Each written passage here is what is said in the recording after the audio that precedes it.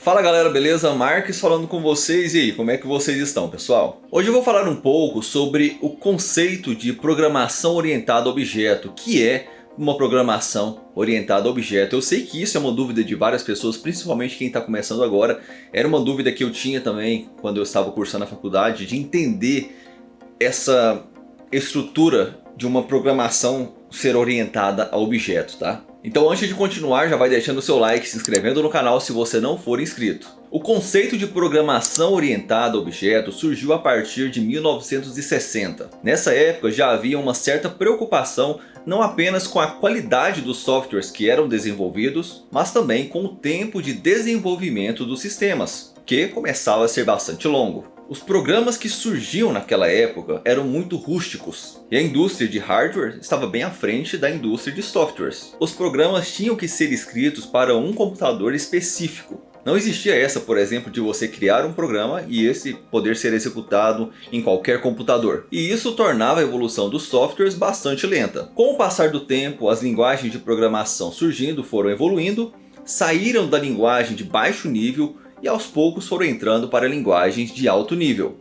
E só para você entender mais ou menos o que eu quero dizer com linguagem de baixo nível ou de alto nível, basicamente uma linguagem de baixo nível, ela se parece mais com uma comunicação entre as máquinas, é uma linguagem mais pura, mais difícil, tá? E uma linguagem de alto nível é uma linguagem já mais para o ser humano, entendeu? Então ela tem várias sintaxes assim, em inglês por exemplo, quando você vai declarar algo, por exemplo, linguagem C#, linguagem Java, são linguagens consideradas de alto nível, porque a estrutura dela é mais parecida com a comunicação humana. Então quando você vai fazer um condicional, você coloca if, o if em inglês é se, né? If algo acontecer, else outra coisa acontece. O else é justamente senão.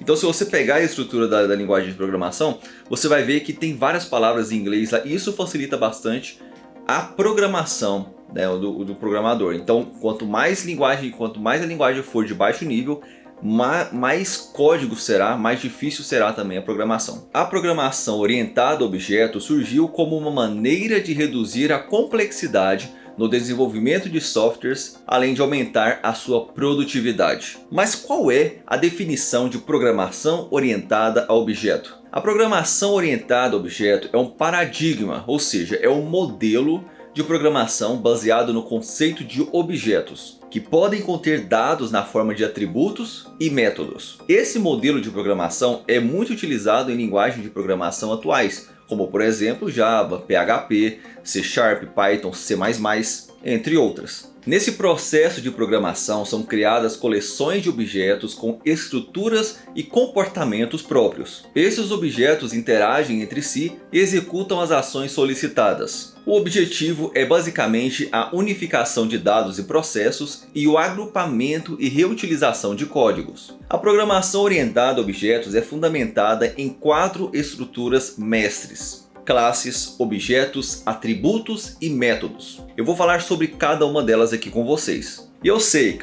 que pode parecer confuso inicialmente, mas eu vou explicar bem detalhado para não restar dúvidas. Então segurem um pouquinho. Primeiramente vamos falar da classe. Classe é um conjunto de objetos que se define pelo fato desses objetos em questão terem uma ou mais características em comum. E o objeto? O objeto pode ser qualquer coisa instanciada a partir de uma classe. O objeto é uma instância da classe, ou seja, é um elemento pertencente a uma classe. Calma.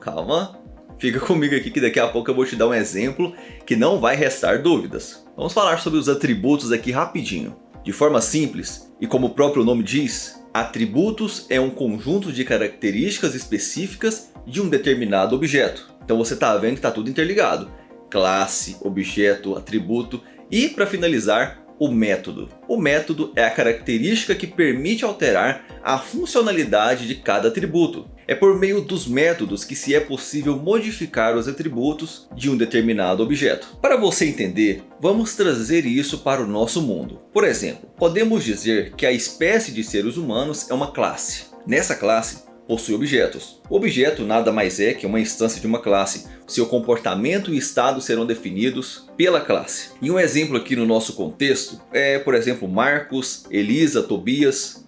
Tá? Essas 3 pessoas são os objetos da classe seres humanos. Porém, dentro de cada um desses seres humanos existe uma característica própria. Cada um tem um nome, um endereço, um telefone, um CPF. Essas características de cada um é chamada de atributos. E finalmente chegamos nos métodos. Os métodos podem ser classificados aqui no nosso exemplo como as habilidades do objeto. No caso em questão, do Marcos por exemplo, Marcos toca violão, assiste filmes, cozinha. Tocar violão é um método, assistir filmes, outro método, cozinhar é um outro método. Dentro de uma classe pode ter vários métodos. Nesse exemplo eu mostrei a classe seres humanos, mas poderia ter, por exemplo, outras classes, uma classe cachorro, onde um cão da raça Shih Tzu seria o objeto. O cachorro ter o pelo curto ou longo é o atributo e ele latir é um método. Como eu disse, esses 4 itens são os pilares da programação orientada a objeto, mas também existem outros termos não menos importantes como herança, polimorfismo, sobrecarga, que também são princípios básicos da orientação a objeto. Se você quer que eu traga um vídeo falando sobre cada um desses temas, deixa aqui nos comentários. Bom galera, eu espero que eu tenha ajudado você de alguma forma. Se você gostou, deixe o seu like, se inscreva no canal, compartilhe esse vídeo com outro amigo que também tem essa dúvida. Um grande abraço e até os próximos vídeos.